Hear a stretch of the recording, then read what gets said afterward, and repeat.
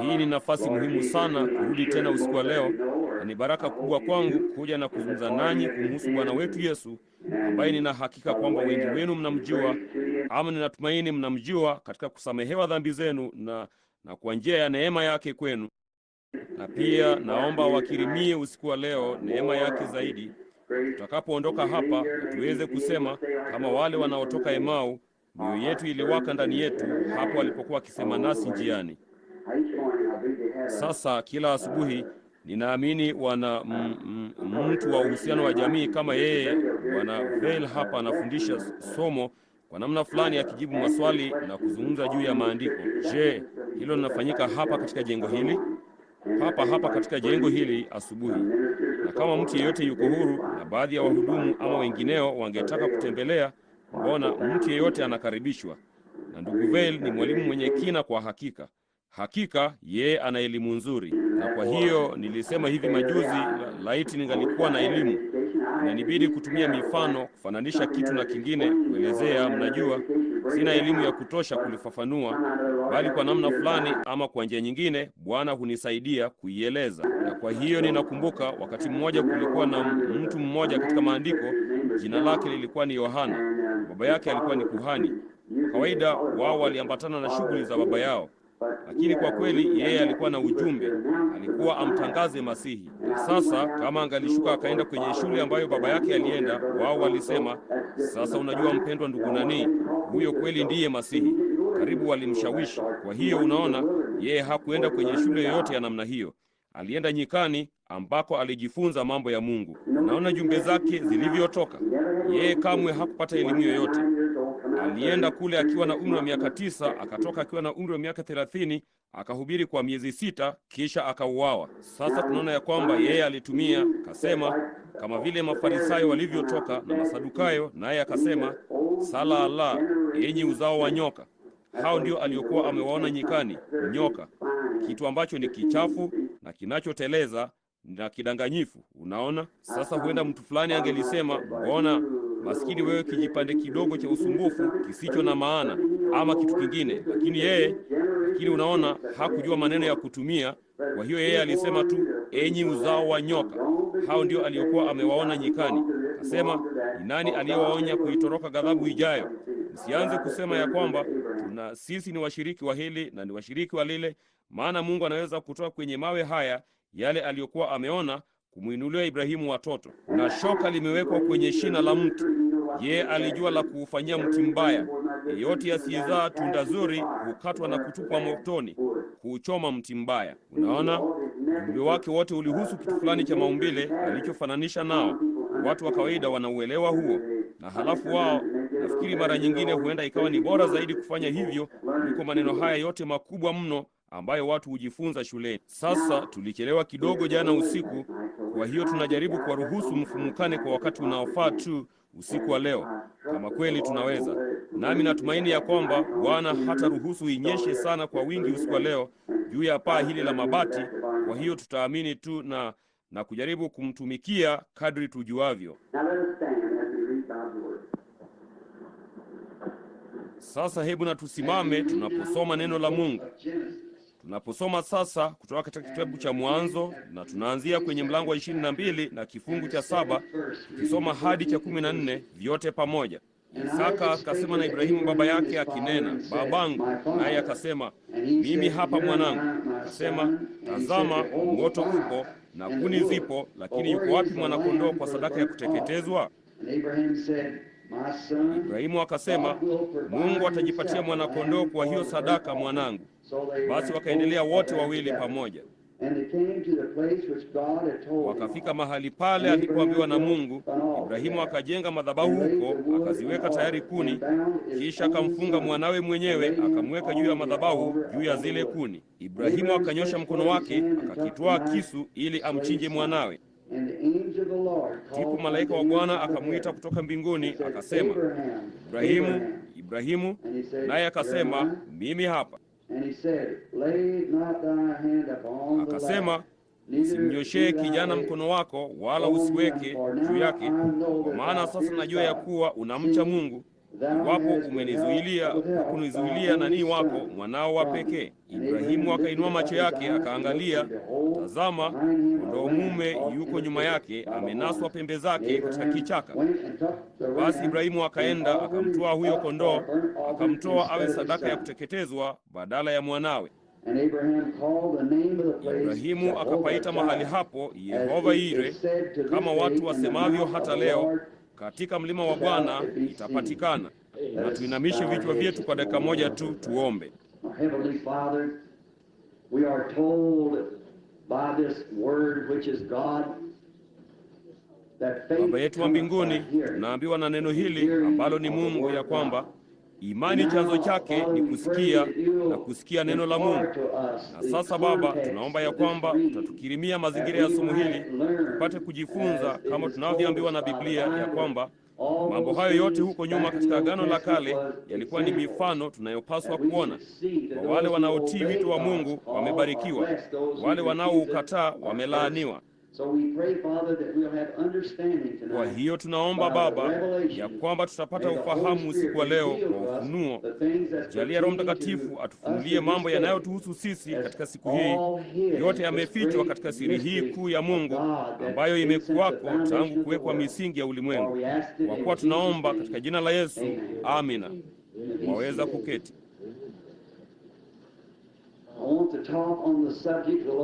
Ninataka kuzungumza juu ya somo, Bwana akipenda, kutoka katika wazo la Yehova Yire. Neno hili linamaanisha Mungu atajipatia sadaka. Nasi tunazungumza juu ya Ibrahimu, na huu ulikuwa ni katika wakati alipokuwa akimtarajia mwana wa ahadi. Ili kupata ukweli halisi wa jambo hili, tutarudi nyuma. Na hili lilikuwa ni katika mlango wa 22. Tunataka kurejea huko nyuma na maandiko machache yaliyoandikwa hapa ambayo ningetaka kuyarejea ikiwezekana.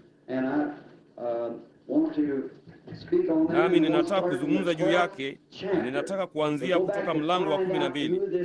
Tukarudi nyuma tukaone mtu huyu Ibrahimu ni nani, na sasa ilikuwaje kwamba Mungu alimchagua. Tunajua ya kwamba ahadi ilitolewa kwa Ibrahimu na uzao wake baada yake, na ni tukiwa ndani ya Ibrahimu tu ndipo tunakuwa warithi pamoja naye wa hiyo ahadi. Sasa Ibrahimu alikuwa na uzao, na uzao huo kweli alikuwa na wazao wengi wazao, bali alikuwa na uzao mmoja ambaye alipewa hiyo ahadi. Alikuwa na Ishmaeli, na halafu baada ya Sara kufa alioa mwanamke mwingine na akapata wana 7 mbali na mabinti, nao wote ni uzao wa Ibrahimu, bali wazao wa Ibrahimu, bali huo uzao ndio uliokuwa na ahadi. Na huo uzao hasa ni imani ya Ibrahimu aliyokuwa nayo katika neno la Mungu lililoahidiwa. Sasa Ibrahimu tunaona sisi hatokei mpaka tunapomwona hapa kwenye mlango wa 12. Mlango wa 11 wa Mwanzo tunaona ya kwamba baba yake alishuka akaja kutoka Babeli. Na Ibrahimu alikuwa ni mtu wa kawaida tu, kama tu vile wewe au mimi ama mtu mwingine yeyote. Naye alikuwa anakuwa hasa kile tungewazia mzee. Alikuwa na umri wa miaka 75. Alikuwa ameoa dada yake wa kambo. Jina lake lilikuwa ni Sara, na jina lake wakati huo hasa halikuwa Ibrahimu, lilikuwa ni Abramu, na lake lilikuwa ni Sarai. Kwa hiyo tunaona ya kwamba alikuwa mdogo kwake kwa miaka 10, ambalo lilimfanya yeye mwenye umri wa miaka 65 naye miaka 75. Wao labda alikuwa mkulima, waliishi kwenye bonde la Shinari kule, waliishi maisha ya kawaida. Labda alitoka akaenda zake mchana na kupata nyama yake kutoka kichakani na kuchuma maforosadi na kuishi maisha ya namna hiyo. Mtu wa kawaida tu, hapakuwa na jambo maalum kumhusu yeye. Lakini siku moja Mungu alimwita. Hilo ndilo lililoleta tofauti. Hapo Mungu alipotoa huo wito. Na hivyo ndivyo ilivyo kwa maisha yoyote. Inamhitaji Mungu. Si yale wewe unayofanya, ni yale Mungu afanyayo. Naona unasema nilimtafuta Mungu, nimekosea. Hakuna mtu anayemtafuta Mungu. Mungu humtafuta mwanadamu. Unaona? Si wewe unayemtafuta Mungu, Mungu ndiye anayekutafuta wewe. Yesu alisema, ninyi hamjanichagua mimi, bali mimi niliwachagua ninyi. Unaona? Kwa hiyo umechaguliwa kabla ya kuwekwa misingi ya ulimwengu. La sivyo, hukuchaguliwa kabisa. Yeye alikuja tu kulikomboa jina hilo. Na wote wale ambao majina yao hayamo kwenye kitabu hicho cha uzima cha mwanakondoo kabla ya kuwekwa misingi ya ulimwengu, ndio peke yao tu watakaokuwa kule. Kwa vyovyote, unaona, ulichaguliwa katika yeye kabla ya kuwekwa misingi ya ulimwengu. Wakati mwanakondoo alipochaguliwa, ndipo ulichaguliwa pamoja naye kabla ya kuwekwa misingi. Nawe, kama nilivyosema jana usiku, ni sifa ya mawazo ya Mungu. Unaona, hivyo ndivyo tu unavyoweza kuwa wa milele, na aina pekee ya uzima wa milele. Kuna aina moja tu ya uzima wa milele, na hiyo ni Mungu. Kwa hiyo ni hayo tu, yeye ndiye aliye wa milele. Sasa tunaona ya kwamba Ibrahimu alipapata mahali hapo, na Mungu katika Agano la Kale alionyesha mifano na vivuli apate kuonyesha yale atakayofanya. Sasa tunaona hapa ya kwamba Mungu alisema naye. Jambo kuu baada ya Mungu kumwita, wito ambao Mungu alitoa ulikuwa ni wito wa kimbinguni, lakini hata hivyo haukumfanya Ibrahimu asite wakati wowote. Daima alijua ya kwamba mambo haya yalikuwa ni Mungu. Hilo ni jambo kuu. Wakati miito ya Mungu ni ya kimbinguni, hakuna kitu cha maumbile ya kawaida. Mungu huchukua ya kimbinguni na kuyafanya yatende kazi katika maumbile ya kawaida, bali miito ya Mungu ni ya kimbinguni. Biblia ilisema karama na miito havina majuto. Unaona, vimekusudiwa awali na Mungu. Sasa tunaona ya kwamba katika jambo hili ya kwamba Ibrahimu akiitwa, yeye alisikia sauti ya Mungu, naye akamwambia jambo ambalo lilikuwa karibu haliwezekani kabisa. Yeye akiwa na umri wa miaka 75, mke wake umri wa miaka 65, hilo lingemfanya kuwa amekoma hedhi kwa karibu miaka 20, naye aliishi naye tangu alipokuwa msichana. Hawakuwa na watoto, na hata hivyo alimwambia watapata mtoto, na kwa mtoto huyu ulimwengu wote, mataifa yote yangebarikiwa. Sasa hilo ni jambo lisilo la kawaida.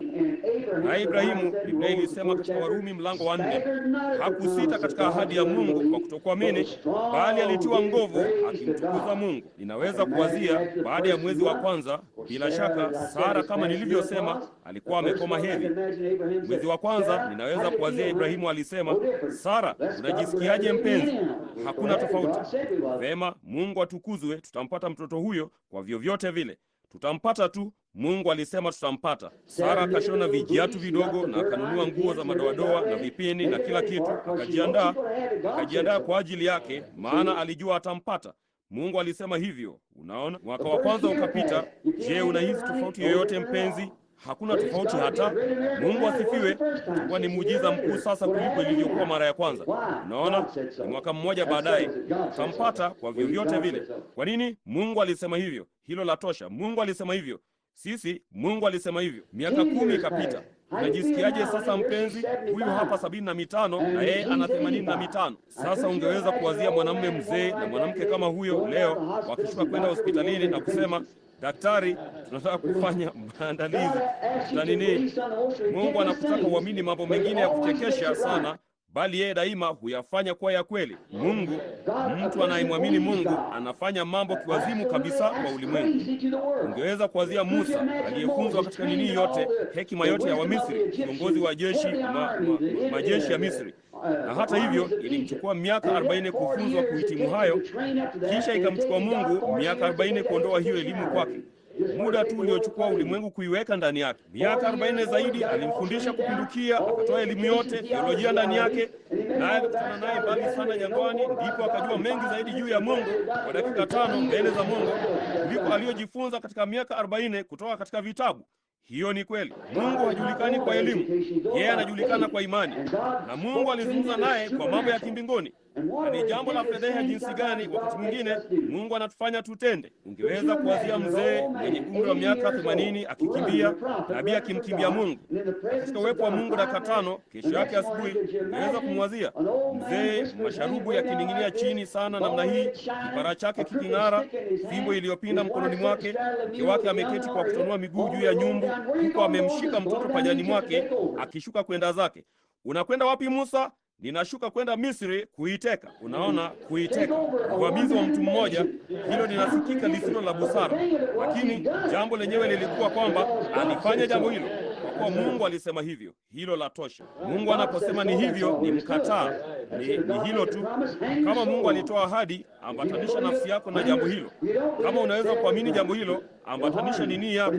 Kama huliamini, kaa mbali nalo, litakudhuru. Lakini kama unaliamini, dumu nalo, litakupeleka kwenye ushindi kweli kabisa. Sasa tunaona ya kwamba Ibrahimu hakusita kwenye ahadi ya Mungu, na wakati alipokuwa na umri wa miaka 100 naye alikuwa na 90, ninaweza kumsikia anazungumza kwa shida. Sasa anazeeka sana, kuwa mnyonge. Vema, Sara mpenzi, unajisikiaje? Ave mpenzi, sijisikii tofauti. Haleluya, tutampata kwa vyovyote vile. Mungu alisema hivyo, hakuna la ziada. Mungu aliahidi, alisema, alijua hakika ya kuwa Mungu aweza kufanya yale aliyoahidi. Na sasa tunajiita uzao wa Ibrahimu, uzao wake wa kifalme, si uzao wa Isaka, uzao wake wa kifalme Kristo. Na tunasita katika ahadi yoyote, tunazozana nayo na kusema sivyo ilivyo, na kuitilia shaka mawazoni mwetu. Tunatilia shaka kwamba sisi ni uzao wa Ibrahimu tunapokuwa na wazo la namna hiyo ndani yetu. Uzao wa Ibrahimu hausiti katika chochote. Unaita vitu ambavyo havikuwa kana kwamba vilikuwa, kwa Mungu alisema hivyo. Yeye ni muumba, anaweza kulitimiza. Aliahidi jambo hilo, na hilo la tosha. Ni mkataa Mungu anaposema jambo hilo la tosha kabisa. Sasa kumbukeni, yeye alitaka jambo hilo lisingekuwa. Alimwambia jambo lingine alilomwambia afanye, kujitenga sasa na jamaa yake na watu wake wote. Mungu ili kumfanya mwanamume ama mwanamke, mvulana ama msichana kumtii, inakubidi kujitenga na kutokuamini kote. Hiyo ni kweli. Mpaka utakapojitenga kabisa na chochote kinyume cha neno hilo na uliamini wewe, Mungu huagiza utengano mkamilifu. Ni tofauti ya jinsi gani iliyopo leo katika shule zetu zinazowatuma wahudumu. Wanawashindilia tu na namna zote za kutokuamini na nadharia ambazo si za kimaandiko kuliko namna fulani za kanuni za imani wanazobuni, na ndipo wanawatuma nje wakiwa na msingi kama huu. Si ajabu tumeangua kundi la akina Oswald na akina Jack Ruby na kadhalika kote nchini. Uinjilisti unaimeza nchi, kwa maana tuna wahubiri wa seminari na wahubiri wa kuatamiwa badala ya wana waliotumwa na Mungu, waliozaliwa mara ya pili wakajazwa na Roho Mtakatifu, wana wa Mungu waliozaliwa kwa moto, watoto wa Ibrahimu wanaoliamini neno la Mungu kuwa ni la kweli kabisa, wala si kitu kingine ila ni kweli tu. Washupavu na wanaweza kusimama pale juu ya ahadi mbele ya kitu chochote na kukikabili kwamba ni kweli, ni neno la Mungu. Vema, sasa yeye alisema, jitenge na jamaa yako yote na watu wako wote, kila kitu, na ukanifuate mimi. Mungu hajabadilisha njia yake. Mungu ni Mungu asiyebadilika. Jinsi Mungu anavyofanya jambo lolote wakati mmoja, lazima alifanye jinsi hiyo hiyo mara ya pili. Kumbukeni, wakati unapoweza kuona tendo la Mungu katika wakati wote, kama yeye kama mtu alikuwa amepotea naye alimwokoa mtu juu ya msingi wa uamuzi wowote ule alioufanya, yeye hana budi daima kudumu milele na uamuzi huo. Hawezi kuubadilisha. Mnaona, yeye hana kikomo. Sisi tuna kikomo. Ninaweza kujua zaidi kesho kuliko ninavyojua leo. Vivyo hivyo na wewe unaweza kujua zaidi mwaka ujao kuliko unavyojua mwaka huu. Unajua zaidi mwaka huu kuliko ulivyojua mwaka uliopita, bali si Mungu. Yeye ni mkamilifu, hana mwisho. Kila kitu yeye afanyacho ni kikamilifu. Hawezi kufanya uamuzi leo na kufanya ulio bora zaidi kesho. Uamuzi wake wa kwanza ni mkamilifu. Kwa hiyo unaweza kuambatanisha nafsi yako kwenye chochote anachosema ni kweli. Mungu aliitwa wakati mmoja kufanya uamuzi jinsi ya kumwokoa mwanadamu, na jinsi alivyomwokoa ilikuwa ni juu ya msingi wa damu iliyomwagika ya asiye na hatia katika bustani ya Edeni. Wanadamu wamejaribu kila kitu ulimwenguni kumwokoa mtu, vinginevyo wamejenga majiji, wamejenga minara, wamekuwa na mashirika, elimu na chochote kile, na kitu chochote kimeshindwa kabisa. Kuna njia moja tu ambayo Mungu humwokoa mwanadamu, hiyo ni kupitia damu iliyomwagika ya yule asiye na hatia. Hiyo ndiyo njia pekee. Huo ndio uliokuwa uamuzi wa kwanza wa Mungu. Yeye daima anadumu nao. Kama Mungu alipata kumponya mtu kwa msingi aliyomponyea, yeye hana budi kumponya mtu mwingine wakati atakapofikia mahali hapo. Kama hakumponya, alifanya kosa wakati alipotenda mara ya kwanza, wakati uamuzi huo ulipokuwa utolewe. Kama akipata kufanya uamuzi kamwe, yeye hana budi daima kudumu nao. Kama sivyo, alifanya uamuzi mbaya basi. Unaona? Na ni nani anayeweza kusema Mungu alifanya uamuzi mbaya? Unaona? Singeweza kusema jambo hilo. Kwa hiyo Mungu hana budi kudumu na uamuzi wake daima. Kwa hiyo wakati anapoufanya, huo ndiyo. Kwa hiyo yeye alisema, jitenge na jamaa yako yote, kila kitu, kuamini kote kunaposhuka kutoka Babeli huko juu. Shirika kubwa la kwanza ulimwenguni lilikuwa ni Babeli. Wakati lilipoiunganisha miji yote ipate kulipa kodi kwa mji huu mmoja, mfano halisi kabisa itikadi hizi zote za mambo mapya yanayoonekana leo. Kama uliwahi kusoma kitabu cha Babeli Mbele kilichoandikwa na Hislop na kadhalika, na urudi katika Mwanzo, utapata kujua Mwanzo ni chimbuko, mbegu. Utaona unaona itikadi hizi zote na kadhalika zimewekwa vizuri moja kwa moja mle ndani. Unaona wale Mafarisayo wakaidi walioshuka wakaja kutoka kwa mwanamke yule mwenye mizizi hiyo ya ajabu ajabu na kadhalika, walishuka wakaja moja kwa moja katika siku za Yesu. Mafarisayo hawakuamini katika roho wala chochote kile, nao walimkinza Yesu. Yesu alisema, waacheni. Kipofu akimwongoza kipofu mwenzake, wote wawili huanguka shimoni. Waacheni. Aliendelea kuhubiri moja kwa moja na kuwaponya wagonjwa na kufanya miujiza, na vivyo hivyo tu. Hilo halikumzuia kwa sababu yeye alikuwa ni neno. Neno linaendelea moja kwa moja hata kutukia nini. Kwa hiyo tunaona mambo haya yanaendelea na hatimaye yanafikia kuchanua hapa katika siku za mwisho. Kama vile Yane na Yambre walivyoshindana na Musa, itakuwa ni jambo lilo hilo. Sasa utengano mkamilifu kutoka kwa kutokuamini kote.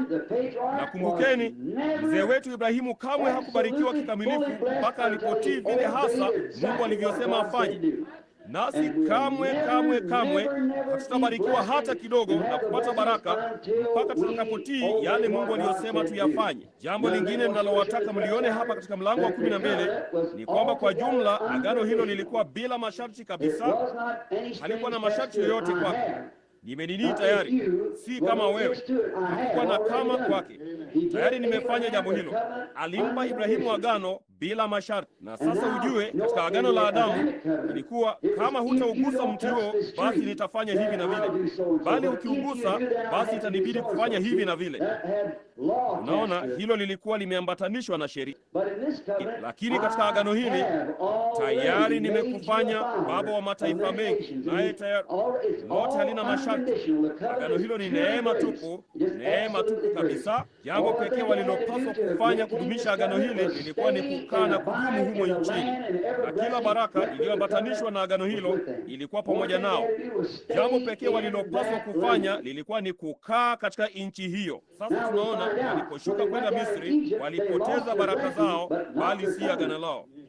Agano lilikuwa lingali walipoteza baraka, bali si agano lao, kwa maana agano lao lilikuwa ni neema bila masharti. Na katika Kutoka mlango wa 19, Israeli walifanya moja ya makosa yao makubwa sana waliowahi kufanya. Ilikuwa ni wakati walipokataa neema na wakakubali sheria. Angalia kile neema ilikuwa imefanya. Ilibidi neema iwape mkombozi, ilibidi iwape nabii pamoja na nguzo ya moto kumthibitisha kwa neno lililohakikishwa. Ilikuwa ni mwanakondoo wa sadaka. Neema ilikuwa imewapa ufufuo mkuu. Neema ilikuwa imewafanikisha safarini, ikafungua bahari ya Shamu, ikawavusha kwenye hiyo, ikawakomboa kwa ishara na maajabu, yote kwa neema. Lakini wao walitaka kitu fulani ili wapate kujifanyia majina makubwa. Sasa kama hivyo sivyo watu walivyo siku hizi, ni jambo lile lile tu. Hawana budi kuwa hivyo. Mwanadamu hana budi kujihusisha na jambo hilo mahali fulani. Na hapo ndipo Israeli walipofanya kosa lao kubwa sana, walipoikataa neema na kuchukua sheria badala yake. Na nini? Hata hivyo, lakini agano ambalo alifanya nao lingali lilikuwa bila masharti. Lingali ni jambo lile lile leo, tunaona hilo. Ibrahimu basi, baada ya kupewa masharti haya, alianza safari yake, akaendelea. Sasa tunaona yeye alitoka, na katika mlango wa 13 hatimaye alifikia mahali pa utiifu mkamilifu kwa Mungu. Sasa tunaona katika mlango wa 13 ya kwamba Lutu kwanza alimchukua baba yake, na mzee huyo siku zote alikuwa kwa namna fulani ni kikwazo, naye alijaribu kulikokota kundi liambatane naye. Na wakati unapofanya hivyo, hapo ndipo unapoingia kwenye matatizo. Mungu alisema jitenge. Vema, nitakwambia hawaamini sawasawa kabisa, lakini basi achana nalo. Hilo ndilo jambo pekee, kaa mbali kabisa nalo. Basi ndipo huyu mzee hatimaye, baada ya wao kumzika, basi Lutu akawa pingamizi kuu, kama tunavyosema. Unaona ya kwamba alianza kunung'unika. Aidha wote wawili wakawa matajiri, tena wote wawili wakawa na mambo mengi ya kushughulikia. Basi tunaona basi ya kwamba Lutu alianza kugombana wachungaji wake dhidi ya wachungaji wa Ibrahimu. Na tunaona kwamba yeye hakunini, Mungu hakuwa ameona uaminifu mkamilifu katika Ibrahimu kutii yale aliyomwambia afanye, kujitenga kabisa na jamaa yake yote, kutoka kwa watu wake wote na kumtumikia. Kwa hiyo tunaona ya kwamba Mungu akiwa anazungumza na Ibrahimu hapa madhabahuni, na alikuwa amemwambia la kufanya. Hatimaye Lutu, wakati swali lilipozuka kati ya Ibrahimu na Lutu, aliyekuwa mwana wa Harani ndugu yake, nao angekuwa ni mpwa wake, na hatimaye akasema, hebu sisi ni ndugu sasa, hatutakuwa na ugomvi wowote kati yetu. Sasa wewe ukienda mashariki, nitaenda magharibi, na kama ukienda magharibi, nitaenda mashariki. Sasa hebu tutengane tu, na hatuta nini. Kuna maeneo makubwa kabisa hapa kwa ajili yetu sisi sote, nawe nenda tu, wewe jichagulie tu. Sasa hiyo ilikuwa ni roho halisi ya Kikristo ndani ya Ibrahimu, kumpa hata adui nafasi ya kujichagulia, na kwa hiyo alimwacha ajichagulie. Naye Lutu, kama vile wengi sana walivyo siku hizi, aliona hiyo nafasi. Kama tu akiwahi kuondoka kwenye nidhamu hiyo kali, mbona angeweza kujitumia dola chache, angeweza akawa mtu anayependwa sana na watu. Kwa hiyo akaelekeza macho yake chini upande wa Sodoma, nayo ilikuwa ni nchi yenye maji mengi na jiji kubwa na kiwanda kizuri cha chumvi na kadhalika. Wao walikuwa na biashara ya kuuza bidhaa nchi za nje kutoka kule, na halafu tena ulikuwa umejaa burudani, wanawake na rangi zao zote za Yezebeli na kila kitu, wakati wa burudani kweli kweli.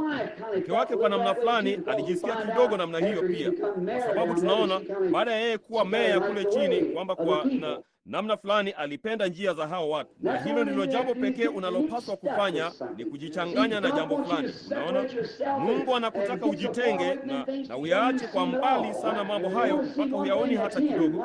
Iwe kwamba unataka kuona jambo moja, hilo ni yeye na yale yeye aliyoahidi. Lakini mke wa Lutu kwa namna fulani alipenda jambo hilo, na hapana shaka kwa namna fulani alisema, penzi, sasa hivi ndio kwanza nitoke huko chini, unaangalia jinsi hao wanawake wanavyovaa kule, na kuangalia hawa wasichana, angalia jinsi wasichana wetu wanavyovalia. Kwa hiyo je, hudhani ya kwamba wao ni wa kisasa zaidi? Lo jamani, kama hatujarudi moja kwa moja kwenye Sodoma nyingine, sijui ni kwa nini. Hapo tunaona, lakini Ibrahimu alidumu na ile ahadi.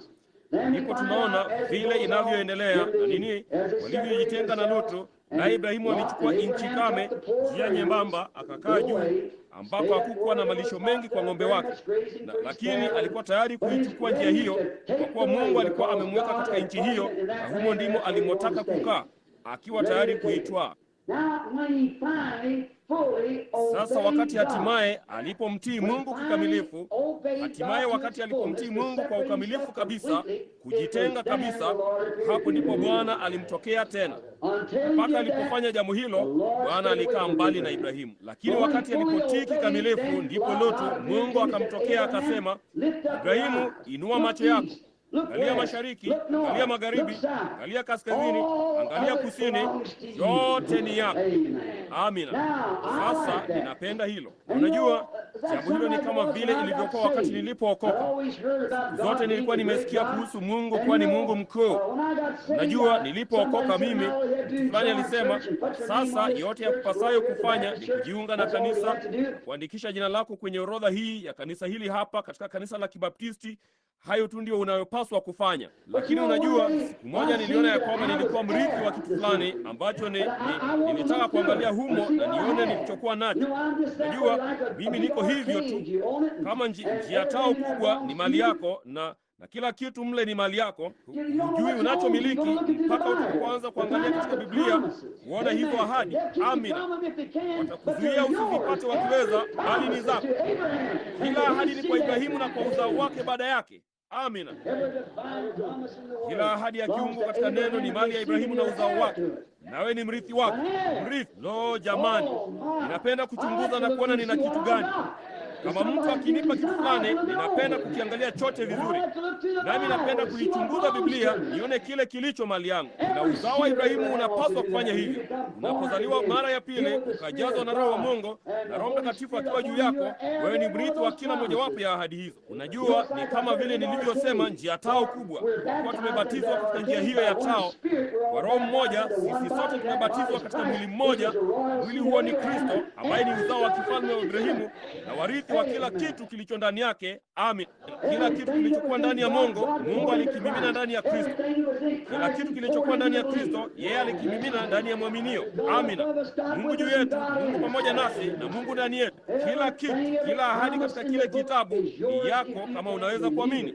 Kama una imani ya kutosha kuikubali na kuiamini. Unajua, ninaangalia kila mahali.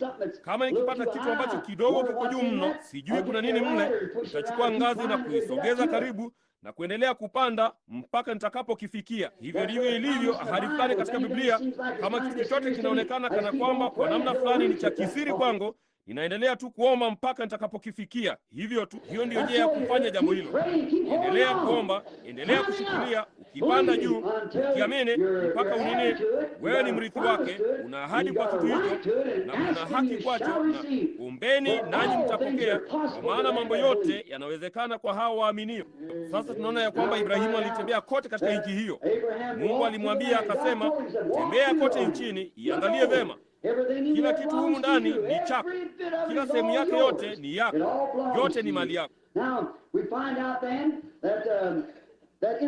Sasa tunaona basi ya kwamba katika mlango wa 14 wa Kutoka sasa, ama mlango wa 14 wa Mwanzo, samahani, katika mlango wa 14 wa Mwanzo, Ibrahimu na Lutu walikuwa wametengana, naye Lutu hatimaye akaingia katika shida fulani.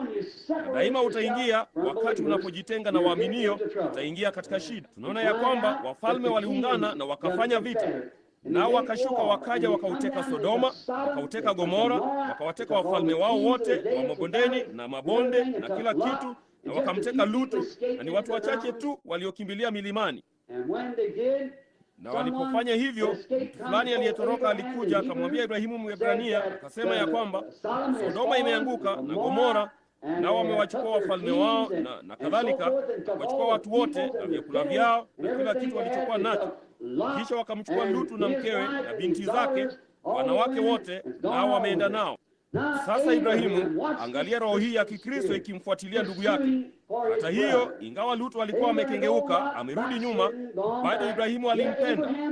Aliendelea tu kumfuatilia, kama tu vile Yesu katika wakati wa kanisa la Laodikia. Hata hivyo, walimtoa kanisani mwao, naye alikuwa nje akibisha, akijaribu kurudi ndani. Laiti angaliweza tu kumpata mtu fulani wa kufungua mlango ili aweze kuingia. Hiyo hapo, ile roho ya Ibrahimu, unaona, ikimfuatilia ndugu yake aliyeanguka, aliyevunjiwa heshima. Naye akamfuata, naye akawachukua watumishi wake 300 wa kiume na kuwapa silaha. Ndipo akamkuta huko ndani.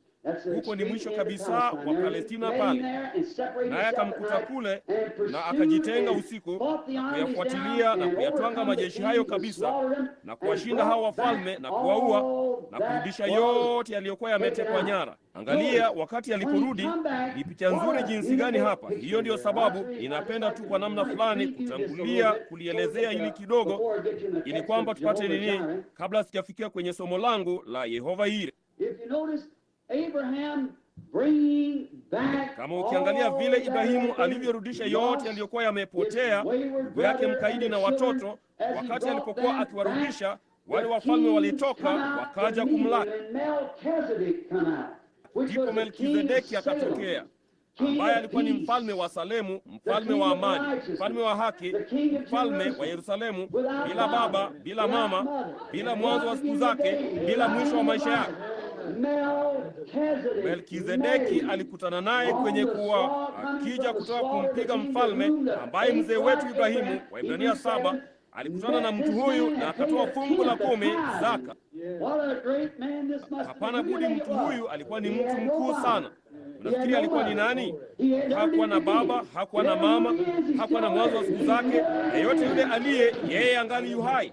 Hakuwa na mwisho wa siku zake. Mfalme wa Salemu, mfalme wa amani. Lo, mtu huyu mkuu alikuwa ni nani? Hebu angalia ni mfano wa jinsi gani tunaopata hapa. Baada ya vita kwisha, baada ya mwaminio halisi kumpiga adui, akavunja ngome na kujaribu kumteka ndugu yake, uzao wa kweli wa Ibrahimu ukimrudisha ndugu mkaidi.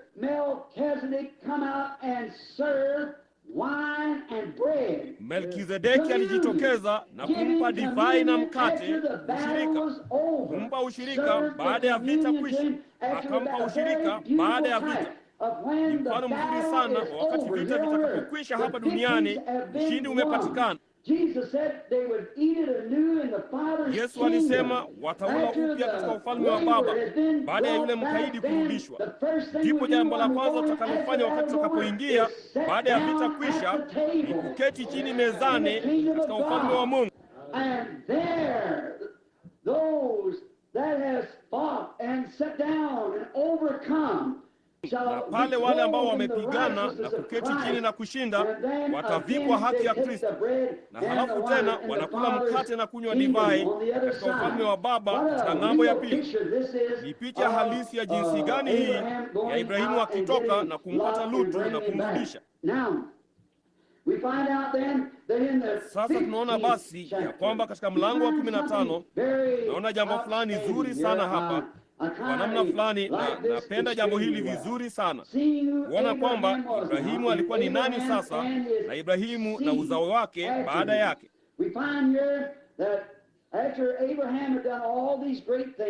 Tunaona hapa ya kwamba baada ya Ibrahimu kufanya mambo haya yote makubwa, akimwamini Mungu, akishikilia ile ahadi, akijitenga na daima akifuata njia ya kutimiza amri za Bwana,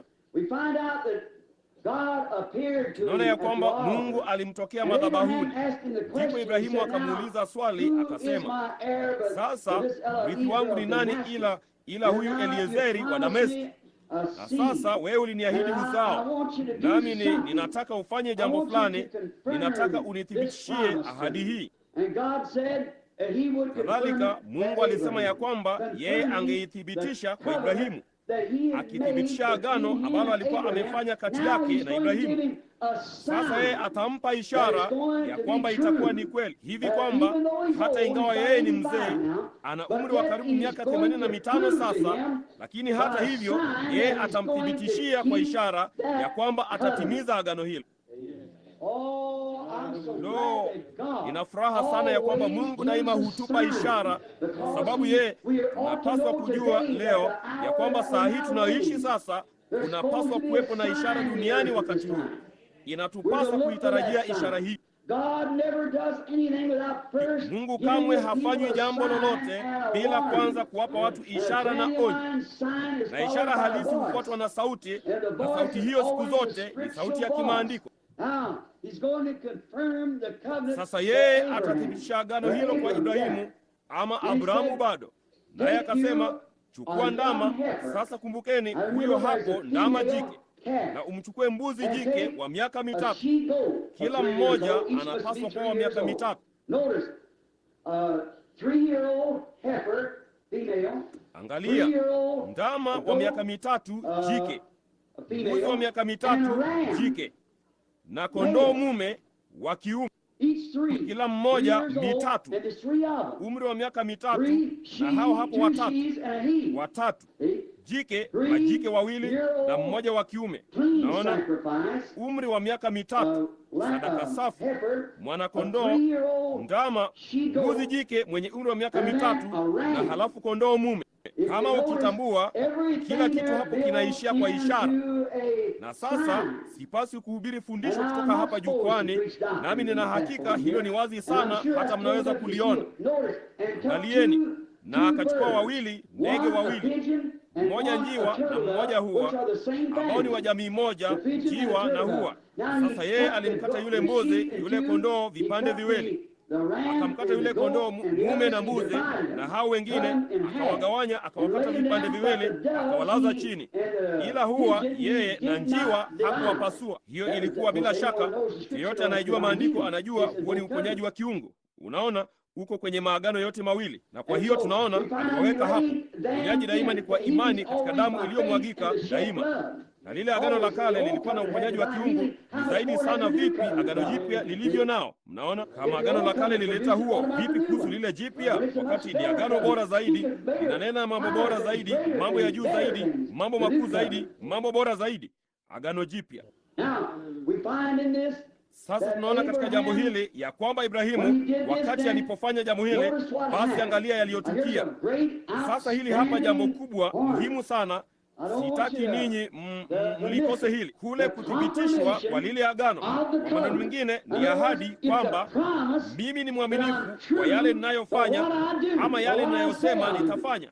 Mungu akimthibitishia Ibrahimu, na akachukua sadaka hizo na kuzichinja na kuziweka ncha kwa ncha pamoja, alipokuwa akizilaza chini, naye akawafukuza ndege toka kwenye sadaka hizo, kusudi ndege wasitue juu ya hiyo nyama mbichi mpaka jua lilipoanza kutua jioni.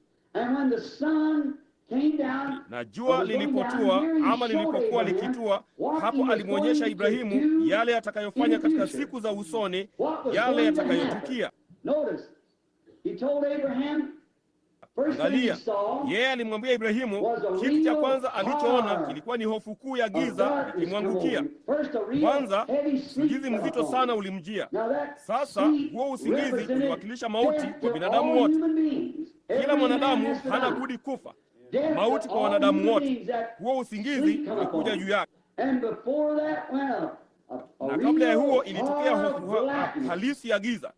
Kisha tanuru ya moto ikatokea, na halafu nuru ndogo inayowaka ilienda katikati ya agano hilo, ikaenda katikati ya sadaka hizo, ikazigawanya. Sasa hilo lina maana gani? Inamaanisha ya kwamba kila mwanadamu hana budi kufa, na kwa kweli baada ya hilo anastahili kwenda kuzimu. Hiyo ni kweli, kwenye giza la nje, ametengwa na Mungu. Bali hiyo nuru iliingia na ikaenda katikati, ikizigawanya sadaka hizo. Kama unaelewa, sisi ile agano, kama vile sisi wa Marekani. Je, tunafanyaje agano? Vema, jambo la kwanza tunalofanya, tunasema tunafanya mapatano fulani ya biashara ama chochote kile. Kwa kawaida tunatoka tunaenda kula, tunaketi, tunazungumza kidogo, halafu tunatoa mapendekezo yetu, kisha tunapeana mikono, tunasema nipe mkono. Hilo ndilo agano letu. Hiyo ndiyo ahadi yetu. Sasa huko Japani, je, unajua jinsi wanavyofanya agano huko Japani? Wao pia wana kitu cha kula, kisha wanachukua chupa ndogo ya chumvi, nao wanarushiana chumvi mmoja kwa mwingine. Hilo ndilo thibitisho la agano hilo. Sisi tunapeana mikono, tunasema imeidhinishwa rafiki yangu, ninaliamini, nitadumu pamoja na wewe, ni ahadi. Japani, huko Japani wanarushiana chumvi, imeidhinishwa rafiki msiri. Huo ndio mwisho wake, huo ndio mwisho wa ugomvi wote. Basi wao walifanya agano, wakalithibitisha kwa kurushiana chumvi wao kwa wao. Lakini katika zamani za kale, je, naweza kuchukua moja ya hivi? Zamani za kale, hivi ndivyo walivyofanya agano. Tulifanya mapatano na tukachukua mapatano hayo na kuyaandika namna hiyo. Halafu tukamchinja mnyama sadaka, tukampasua, tukamtandaza kama ilivyokuwa katika wakati wa Ibrahimu pale. Kisha tukasimama katikati ya agano hili, mimi na wewe, nasi tukaweka nadhiri kwa Mungu. Kama tukishindwa kuweka agano hili, na tuwe kama sadaka ile iliyokufa mahali petu, damu ya sadaka ile na iwajibike juu yetu, na tufe kifo kile kile kama tukishindwa kutimiza agano hili. Ndipo lote linachorwa ama linaandikwa kwenye kipande cha karatasi namna hiyo, ndipo kinararuliwa vipande viwili namna hiyo. Sasa wewe unachukua nusu, nami ninachukua nusu, na sasa unaona, huwezi kufanya nakala ya hicho hata kidogo, hasa sana wakati limeandikwa kwenye ngozi ya kondoo.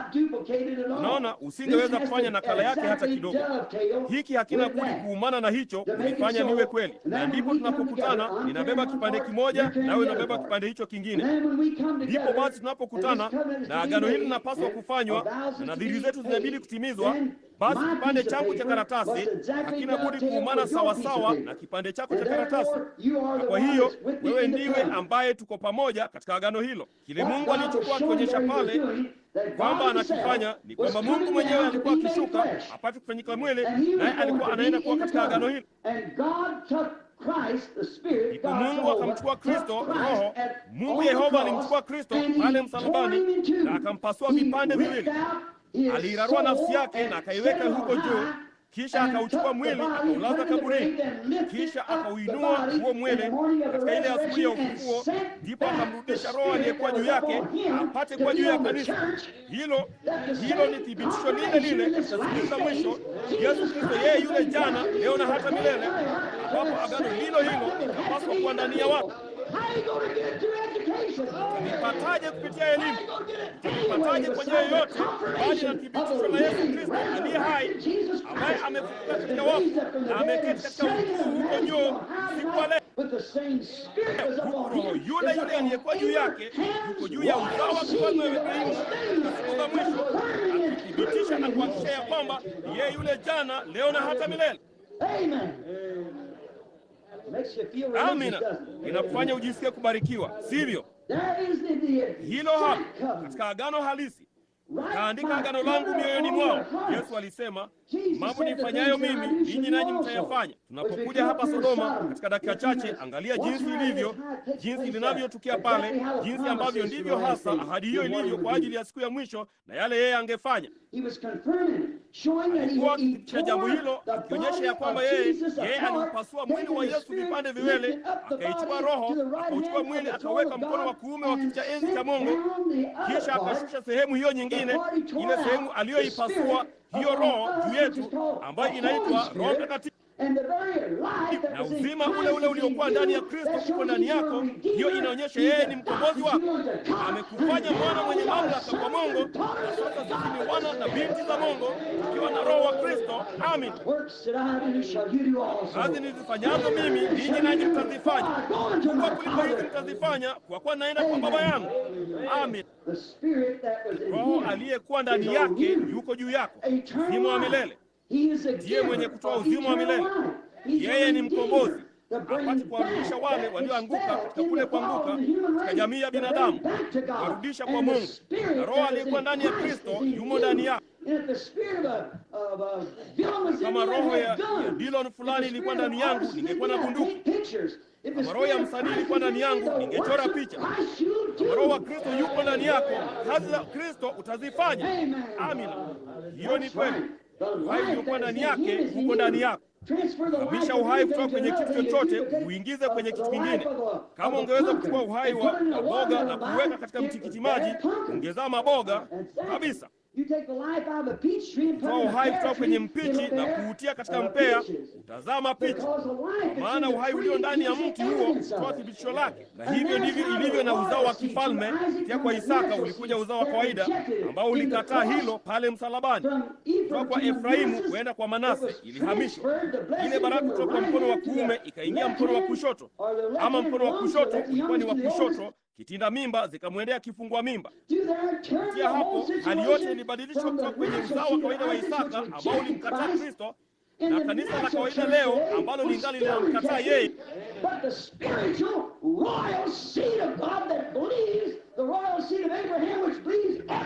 bali uzao wa kifalme wa Mungu wa kiroho unaoamini uzao wa kifalme wa Ibrahimu ambao unaamini kila neno la Mungu, unathibitishwa na Yesu Kristo aliye hai, aliyefufuka ndani yao. Amina, amina. Lo, jamani, naona ilikuwa ni jambo lile lile. Kanisa lote halina budi liwe jamii moja. Wakati lilipofananishwa katika uzao wa kawaida, angalia, Isaka na Rebeka walikuwa ni binamu wa karibu wenye jamii moja ya damu, baba wale wale. Naona baba zao walikuwa ni ndugu, iliwafanya kuwa binamu wa karibu, bibi harusi na bwana harusi. Na katika Adamu na Hawa wote walikuwa ni Adamu hapo kwanza. Mungu alitoa ubavu mmoja kutoka ubavuni mwake na kumfanya mwanamke, kisha akachukua roho ya kike kutoka kwa Adamu na kuiweka katika mwanamke. Kwa hiyo wakati mwanamke anapotenda kama dume, kuna kitu fulani, kuna upotofu fulani hapo mahali fulani. Na wakati mwanamume anapotaka kuwa dodoa dume mkubwa, kuna kasoro fulani mahali fulani. Mungu alimuumba mwanamume na kumvalisha kama mwanamume na mwanamke kama mwanamke. Yeye daima anawadumisha wawe hivyo. Amina. Unapoona wakifanya jambo tofauti, kuna kasoro fulani. Jambo hilo limepotoshwa. Jambo lote limekuwa ni kundi la wapotovu. Hiyo ni kweli kabisa.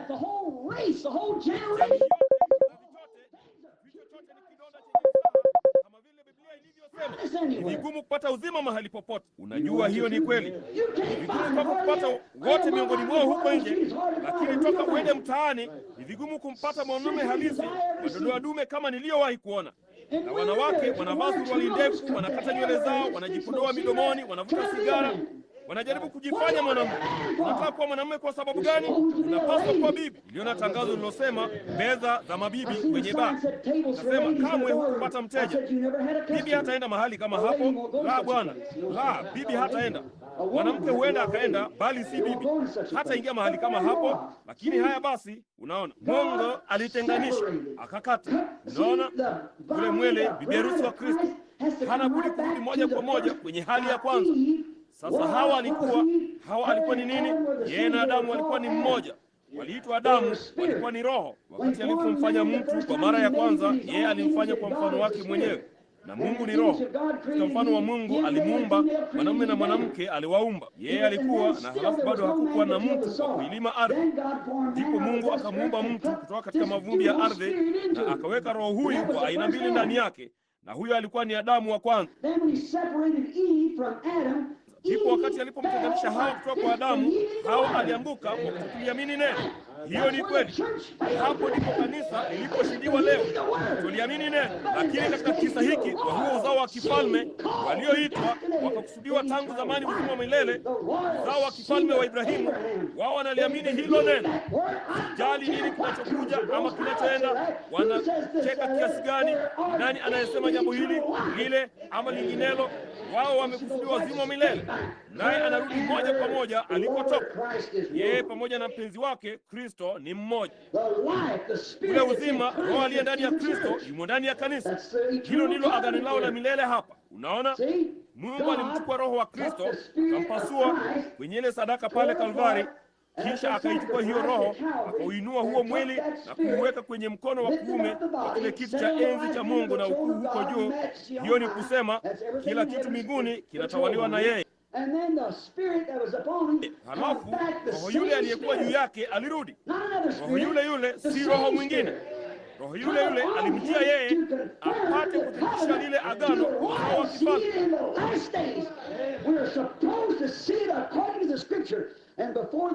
Na katika siku za mwisho tunapaswa kuona jambo hilo kulingana na maandiko. Na kabla bibi harusi wa Kristo hajapata kutwaliwa juu, inabidi kuwe na huduma inayolingana na hiyo kabisa. Amina. Nina furaha sana kusema usiku wa leo ya kwamba ninajua hiyo ni kweli. Amina. Ikilingana, ikithibitisha lile agano. Yeye alilithibitisha pale, kuonyesha yale atakayofanya, akilithibitisha lile agano. Msomi yeyote wa Biblia anajua ya kwamba hapo ndipo alipolithibitisha lile agano kwa Ibrahimu. Alikuwa akifanya nini? Akionyesha kwa mfano kile ambacho atafanya na sadaka hizi. Na sasa tunachelewa, wala sitakuwa na wakati wa kuzitenganisha sadaka hizi. Itanibidi labda kufanya hivyo kesho usiku, lakini angalieni kuonyesha kwamba hizo kile sadaka hizi zilichomaanisha. Lakini mnaona yeye alilithibitisha, akionyesha kwamba katika siku za mwisho. Sasa mtu yeyote aliyepata kusoma historia ya kale anajua ya kwamba hivyo ndivyo walivyofanya agano. Waliliandika kisha wakalirarua na kupeana, mmoja akachukua kipande kimoja na mwingine hicho kingine. Iliwabidi kurudi juu ya sadaka kutoa sadaka yao. Hivyo ndivyo Ibrahimu alivyomfanyia nani huko Gerari na kadhalika. Wakati alipoenda kule ambapo alitoa madhabahu, walitoa sadaka yao na kufanya mapatano yao na kuirarua namna hiyo. Naye Mungu alifanya jambo lile lile, akionyesha pale atakayofanya kwa swala lilikuwa, uko wapi huu uzao ulioniahidi? Wapi nitakuwaje hivyo? Watu wananicheka wakisema, Ibrahimu baba wa mataifa, imekuwa ni miaka 15. Sasa wewe una umri wa miaka 85 ama 90. Wapi watoto wako wote? Una watoto wangapi sasa baba wa mataifa? Unaona, wakimdhihaki. Lakini yeye hakusita, alishikilia moja kwa moja. Walidhihaki wakasema, baba wa mataifa, sasa hebu tuone una watoto wangapi wakati huo? Unaona, wakitaka kumdhihaki, kwa maana alikuwa ameshikilia ahadi za Mungu, akiamini ya kwamba yeye anaweza kutimiza yale aliyoahidi. Yeye anaweza hata na zaidi. Yeye anaweza kutoa sadaka yake mwenyewe. Yeye ni Yehova ile. Anaweza kutoa na kufanya njia kwa ajili ya yale aliyoahidi. Naye alithibitisha lile agano kwake kwa kumwonyesha jinsi atakavyolifanya, akimchukua Kristo na kuurarua uhai kutoka kwake na kuushusha katika siku za mwisho juu ya. Sasa tutamalizia hilo katika maandiko juma hili, kuwathibitishia jambo hilo ya kwamba agano hili halina budi kuthibitishwa kwa uzao wa kifalme wa Ibrahimu, ambao ni watu kutoka kwa mataifa, si Wayahudi. Watu kutoka kwa mataifa kwa ajili ya jina lake, wakilichukua kwa ajili ya jina lake. Kanisa ambalo lina jina lake litarudi ndani yake, kwa maana ndivyo lilivyo uhai wake. Sikilizeni, wakati katika siku ya Pentekoste, wakati Roho Mtakatifu aliposhuka katika siku ya Pentekoste, uhai huo ulipewa kanisa. Na kanisa hilo lililotoka moja kwa moja na kutoa, waliandika nyuma ya kanisa hilo kitabu cha Matendo juu ya yale liliyofanya, kwa sababu ilikuwa ni Kristo ndani ya wale mitume. Sasa Yesu alisema katika Yohana Mtakatifu 15, mimi ndimi mzabibu, ninyi ni matawi. Sasa mzabibu hauzai tunda, tawi ndilo linalozaa tunda, linatiwa nguvu na mzabibu. Vema, sasa kama tawi hilo la kwanza lililotoka kwenye mti huo lilitoa kitabu cha Matendo, kama hilo likiwahi kuzaa tawi jingine, itakuwa ni uhai ule ule. Miezi michache iliyopita nilikuwa nimesimama pamoja na rafiki yangu wa thamani John Sherry huko Phoenix. Mimi naishi Tucson kama mjuavyo, na kwa hiyo nilikuwa huko Phoenix. Ndugu John Sherry, ndugu Mkristo mzuri sana, naye alikuwa maskini sana, maskini hohehahe, na Bwana amembariki. Na wakati nilipokwenda Phoenix kwa mara ya kwanza miaka kadhaa iliyopita, yeye hakuwa na watoto, naye alitaka watoto. Nao maskini wakifanya kazi kwenye barabara, wakibomoa matofali ya zege kama senti 25, 30 kwa saa. Ndipo akashuka akaja kule, naye akaamini kila neno la ujumbe. Ndipo akasema, je, utaniombea? Ana watoto 5 sasa. Na hilo, mbali na jambo hilo, yeye anatoa dola milioni 3 hadi 4 kila mwaka kwa huduma ya Kristo. Na hiyo ni kweli. Ilikuwa pamoja naye hapa si muda mrefu uliopita, tukiangalia shamba lake la pamba. Yeye alinunua wilaya nzima, alikuwa na Wamexico 1500 wakilishughulikia. Na alikuwa miaka 15 iliyopita alikuwa akibomoa matofali ya zege kwa senti 25 kwa saa. Alinipeleka kwenye msitu wake mkubwa wa matunda chungwa, nami nikaona mti wa kuchekesha mno pale niliyopata kuona maishani mwangu. Ulikuwa ni namna fulani ya mti, ulikuwa na matunda ya kila aina juu yake. Nami nikaangalia, nao ulikuwa na machungwa, ulikuwa na malimau, ulikuwa na mabalungi, ulikuwa na machenza, ulikuwa na makangaja. Nafikiri kulikuwa na aina 9 mbalimbali za matunda ama 10. Ndipo nikasema, ule ni mti wa aina gani? Lo, akasema, hilo ni jaribio dogo tu, ndugu Branham. Nikasema, lo, kumbe. Kisha nikasema, yote inaisha kwa yule mti mmoja. Nikasema, ni mtu wa aina gani kwanza? Akasema, ni mchungwa. Huo ni mchungwa kitovu. Nami nikasema, ni kweli? Nikasema, jamaa hao wengine wanafanya nini pale? Naye akasema, wamepandikizwa humo. Nikasema, lo, kumbe. Nikasema, naelewa. Nikasema, sasa mwaka ujao kila kitu kitarudia kuwa ni mchungwa, sivyo? Kasema, lo, la. Kasema, la, limau litazaa limau. Kasema, nini? Na mbalungi utazaa balungi, na mchenza utazaa chenza. Nikasema, kutoka kwenye mchungwa? Akasema, ndiyo Bwana. Nikasema, sioni linawezaje kufanya hivyo. Kasema, yote ni matunda jamii ya chungwa. Kasema, vema, Bwana asifiwe, ninaona jambo fulani. Angalia. Lo, ndugu, wakati Roho Mtakatifu huyo alipoingia kwenye mzabibu huo na ukazaa kutoka kwenye mzabibu wake kwa tawi la kwanza, nao wakaandika kitabu cha Matendo nyuma yao, kama mti huo ukipata kuzaa tawi jingine asilia, utazaa kitu kile kile, itakuwa ni Yesu Kristo. Sasa tuna Methodisti, Presbiteri, Baptisti, Lutheri, chochote kile kimepandikizwa ndani yake kikizaa matunda ya kimadhehebu. Bali kama huo ukiwahi kuzaa tawi jingine, itakuwa ni neno la Mungu la kweli lililojaa Kristo, ambalo kiini chake ni Kristo. Na kumbukeni ule ujumbe wa mtu wa biberusi, wengi wenu huchukua kanda, jinsi ambavyo mwenye shamba alikuja na ulikuwa ukizaa matunda mabaya, kwa hiyo akaukatilia mbali, akaendelea kuupogoa. Lakini Yoeli alisema, yaliyosazwa na tunutu yameliwa na madumadu, yaliyosazwa na madumadu yameliwa na kitu kingine. Unaona ya kwamba wadudu hao ni wadudu wale, ila tu ni katika hatua nyingine. Yaliyosazwa na Mlutheri yameliwa na Methodisti, yaliyosazwa na Methodisti yameliwa na Mbaptisti, yaliyosazwa na Mbaptisti yameliwa na Wapentekosti. Kitu hicho chote kimekatwa kabisa.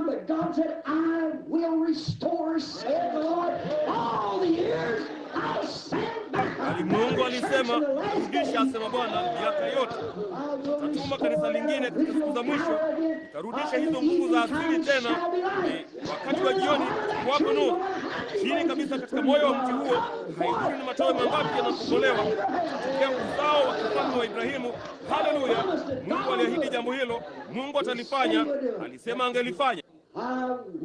Nitarudisha miaka yote iliyoliwa na madhehebu, nitarudisha miaka yote. Nimepogoa kitu hicho kabisa, bali hata hivyo mzabibu utatokea toka kwenye moyo wake, kuwa kama mtu uliopandwa karibu na mito ya maji, mtu ambaye anatafakari neno la Mungu mchana na usiku. Si kanuni ya imani wala madhehebu, bali anayetafakari neno mchana na usiku.